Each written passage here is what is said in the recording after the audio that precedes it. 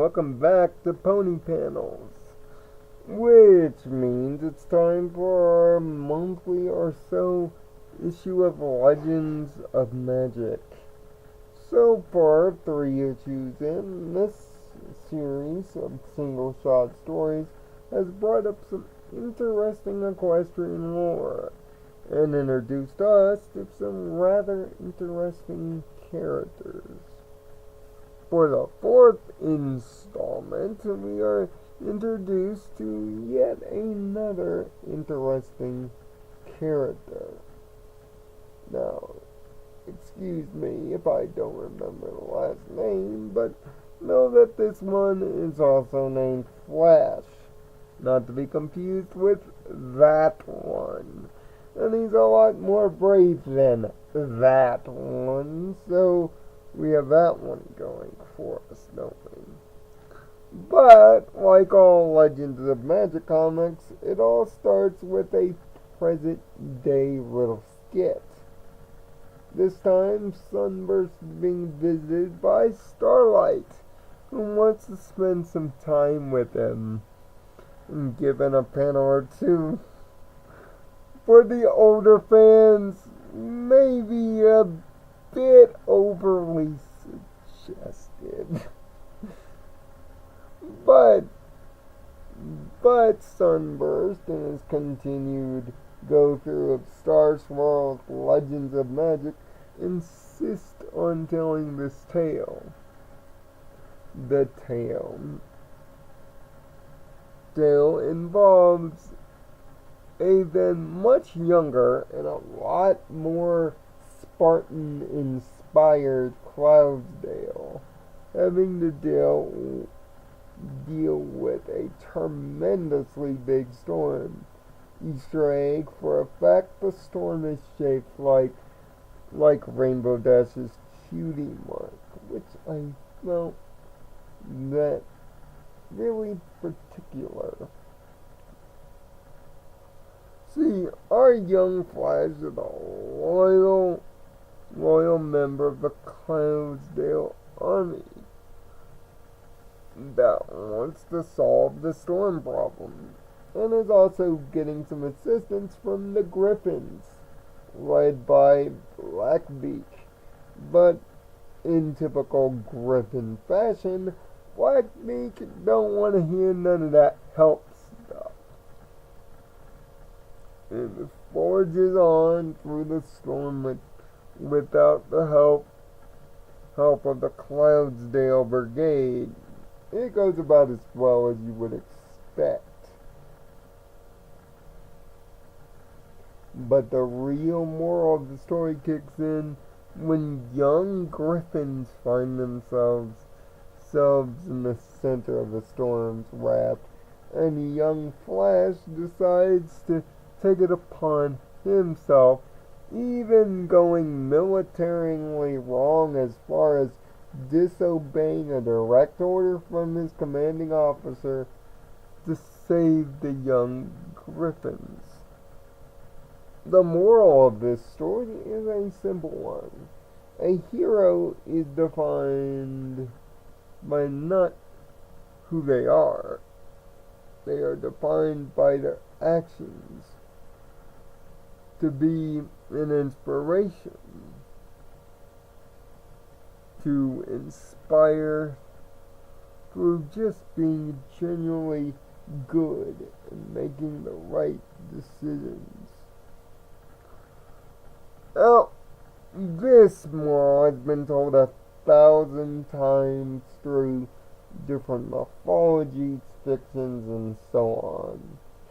Note Disney's Hercules as one of the more modern examples of this, but countless others, including Power Rangers, and even Friendship is Magic itself has reflected back on this moral before. Although you're not getting much in the vein of substance here. That's what the comic lacks. Although visually and panels wise, the panels pop and sheen. And looking at looking at the older style Clydesdale and how much it truly exposits that of Roman Sparta gives Clydesdale a reaffirmment of sense of place. Plus, Flash and his battalion almost have an echo back to our current Wonderbolts. Flash being, of course, our Rainbow Dash equivalent, if not on purpose. It's almost like way back in the day, before the bolts were even a thing, battalions like this were competent protectors of the true, and stayed steadfast in their training and their directive. Flash comes off as not only a great role model, but a great leader of men, despite disobeying a direct order. The direct order disobedience was the right thing to do. I mean, after all, they're kids. The spending of the creature divide. Griffins come off looking natural, meaning they're jerks, which makes Flash easier to root for. But it's because of this dynamic that the comic, although showing a lot of visual substance and a great moral, lacks the substance in the character development to really drive the point home, unlike other Legends of Magic that have had very well-defined characters to this point. This is the first comic that has made a general misstep in this area, and it causes the entire comic piece to suffer. But it doesn't mean it's not a good read, just not a very strong one. That's why, unfortunately, I had to give Legends of Magic issue 4 the only 3 out of 6 rating here. Although the lead character in the lead legend exposits classic Clydesdale in its visual and militarily best, with a strong and often mass-reflected moral done well, the characters that are introduced here aren't given enough brevity and aren't really as memorable as others within its own comic series. Hopefully, number 5 will solve that issue.